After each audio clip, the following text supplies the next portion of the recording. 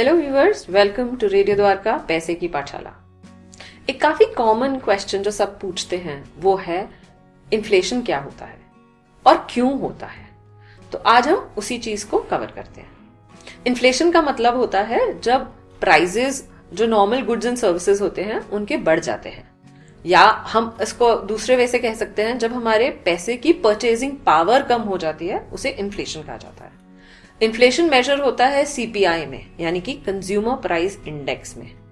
इसको मैं एक बहुत सिंपल एग्जाम्पल में समझाती हूँ आपको। अगर ये एग्जाम्पल लिया जाए तो जैसे हम ये कह सकते हैं कि अगर मैं पिछले साल 1 किलो टमाटर 50 रुपए की खरीदी थी और आज के दिन अगर उसी टमाटर का रेट 70 रुपए हो गया है, तो यानी कि इन्फ्लेशन है।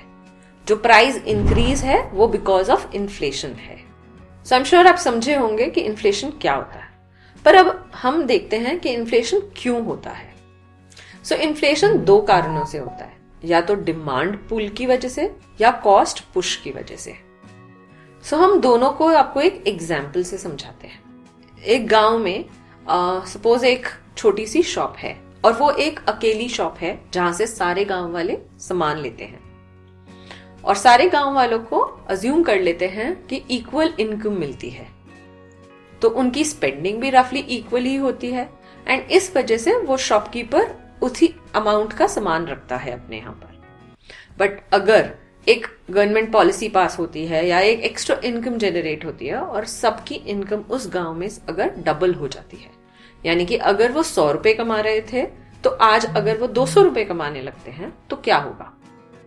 उस केस में सारे गांव वाले एक्स्ट्रा स्पेंड करेंगे बिकॉज एक्सेस इनकम होगी, और वो इनकम जब वो स्पेंड करेंगे तो वो सारी ऐसी चीजें लेंगे जो शायद वो पहले अफोर्ड नहीं कर सकते थे। फिर वो आइटम उस शॉप में कम होने लगेगा और उस आइटम की डिमांड बढ़ जाएगी। से फॉर एग्जाम्पल अगर वो स्कूटर्स की शॉप है या कोई और ऐसा आइटम है, फ्रिज है, टीवी है, जो वो पहले अफोर्ड नहीं कर सकते थे और अब वो अफोर्ड करने लगते हैं, तो फिर उनका डिमांड बढ़ती रहेगी। डिमांड हायर होने की वजह से कॉस्ट इंक्रीज हो जाएगी। जब हायर डिमांड्स की वजह से कॉस्ट इंक्रीज होते हैं उसे कहते हैं डिमांड पुल इन्फ्लेशन।